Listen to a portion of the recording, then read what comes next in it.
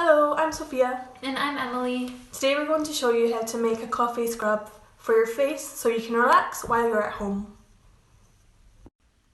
You will need 1 lemon, some olive oil, sugar, used coffee grounds, and some tea tree oil, but that's optional.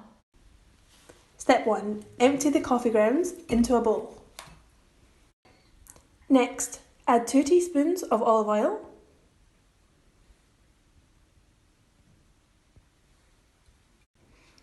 Then add 2 teaspoons of sugar. A squeeze of lemon. This part is optional, but if you have any essential oils at home, you can add a few drops. Then mix it all together. When you're ready, apply the coffee scrub to a freshly washed or makeup-free face. Once you've applied the scrub, leave it on for 10 to 15 minutes and then wash off with cold water. Bye! Thanks for watching!